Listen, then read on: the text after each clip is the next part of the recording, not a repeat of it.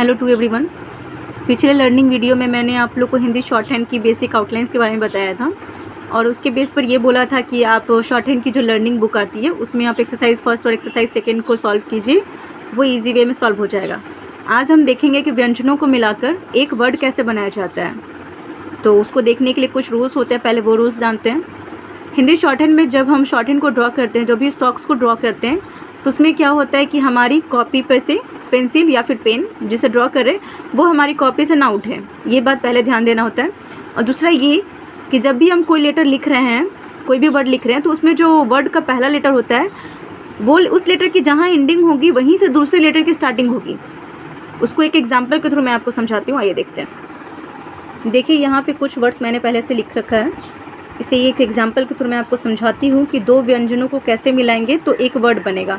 मैंने आपको भी बताया कि पहले व्यंजन की जहाँ एंडिंग होगी वहीं से दूसरे व्यंजन की स्टार्टिंग होगी।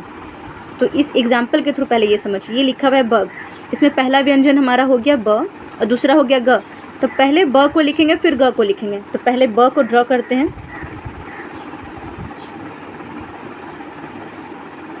फिर ग। तो देखिए पहला व्यंजन हमारा ख़त्म हुआ और दूसरे व्यंजन की स्टार्टिंग करेंगे। ये रहा हमारा ग, ये हमारा हो गया बग। अब म को देखेंगे, म के लिए हम ऐसे ड्रॉ करते हैं म और क, यानी कि म जहाँ ख़त्म हुआ क से वहाँ की शुरुआत हुई। प को देखिए, प क, यानी प के लिए जो आउटलाइंस जहाँ एंड हुआ वहीं से क शुरू हुआ। शक, श क। तो ये हमारा हो गया पहला रूल, यानी कि पहला रूल ये कहता है कि जहाँ से फर्स्ट आउटलाइन जो है हमारी वो जहाँ ख़त्म होगी वहीं से सेकेंड आउटलाइन स्टार्ट होगी। तो इस एग्जाम्पल के थ्रू आप समझ गए होंगे कि कैसे व्यंजन को मिलाकर एक वर्ड बनाता है। आइए अब हम दूसरा रूल देखते हैं। देखिए दूसरा रूल हमारा ये कहता है कि जब दो व्यंजन को हम मिलाते हैं तो वैसा व्यंजन जिसमें पहला व्यंजन जो हो वो या तो उसकी रेखा नीचे की ओर आ रही हो या फिर उसकी रेखा ऊपर की ओर जा रही हो, यानी उसका डायरेक्शन नीचे हो या फिर ऊपर हो, वैसे व्यंजन को उसका जो पहला व्यंजन होता है हम नोटबुक के लाइनिंग पे लिखते हैं। उसको भी एक एग्जांपल के थ्रू समझते हैं। तो देखिए मैंने अभी बोला कि जो भी वैसा व्यंजन जो नीचे की ओर आ रही हो या फिर वो ऊपर की ओर जा रही हो, इसके डायरेक्शन यानी जो नीचे हो या फिर ऊपर हो, वैसे डायरेक्शन वाले व्यंजन को हम पहला व्यंजन जो होगा उसे मैं नोटबुक की इस लाइन पर ड्रॉ करूँगी। उसके बाद दूसरा व्यंजन कहीं भी ड्रॉ हो, जैसे कि एक एग्जांपल दिया हुआ है टप। तो ट के लिए जो उसकी डायरेक्शन नीचे की ओर है तो वो हम लाइन पर ड्रॉ करेंगे, यानी कि ट, ये लाइन जहाँ ख़त्म हुई वहाँ ड्रॉ हो गया। और प, पहले रूल को फॉलो करते हुए प को यहीं से ड्रॉ करेंगे, यानी कि ट हमारे लाइन पे आ गई और प, क्योंकि पहला व्यंजन जहाँ ख़त्म हुआ वहीं से दूसरे व्यंजन की शुरुआत हुई, तो ये टप हो गया। ये दिया हुआ है दड, तो द को जो जिसका डायरेक्शन होता है ऊपर से नीचे की ओर, द लिखा गया। और ड, नीचे की ओर ड आता है, इसलिए पहला व्यंजन जहाँ ख़त्म हुआ दूसरे व्यंजन की शुरुआत वहीं से हुई। ये है रस, र नीचे से ऊपर की ओर जाती है, इसलिए मैंने लाइन से स्टार्ट किया। और रश, यानी र लिखा गया और र जहाँ ख़त्म हुआ वहीं से स की शुरुआत होगी, यानी कि श। ये हो गया रस। रस को दूसरे तरीके से भी लिखा जाता है, जो कि ऊपर से नीचे की ओर आती है। ये र हो गया और यहाँ से मेरा श हो गया, ये रश हो गया। नेक्स्ट देखें चल, तो च ऊपर से नीचे की ओर आती है, तो च के लिए च और ल हम दो तरीके से लिखते हैं, एक नीचे से ऊपर की ओर और दूसरा ऊपर से नीचे की ओर। ये मैं पेन से ड्रॉ कर रही हूँ, पर आपको पेंसिल से ड्रॉ करना है, क्योंकि पेंसिल से क्या होता है कि आपके स्टॉक्स वो हल्के हैं या मोटे हैं ये साफ पता चलता है, इसलिए आप पेंसिल का ही यूज कीजिएगा।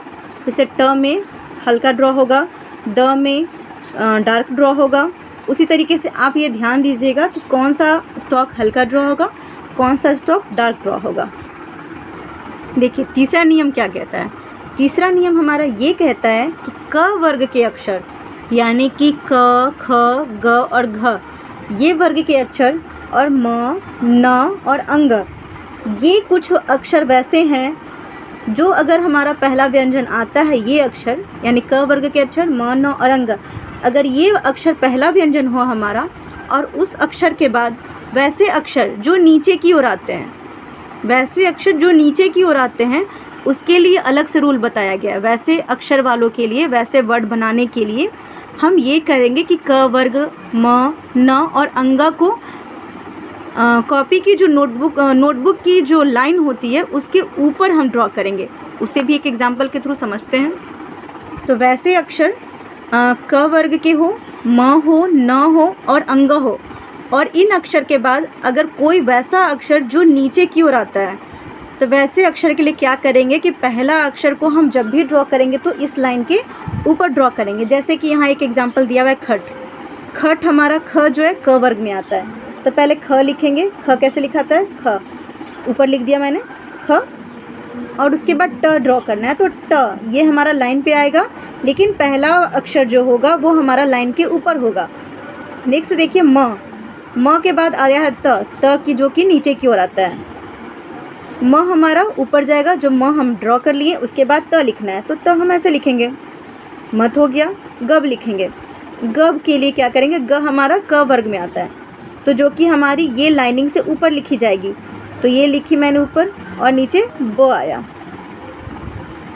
यहाँ पे देखिए नब।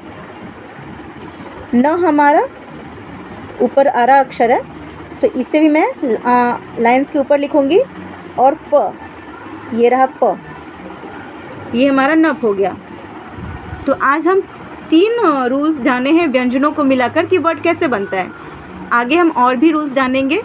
तब तक आप एक्सरसाइज 3rd को क्लियर कीजिए, वो क्लियर हो जाएगा।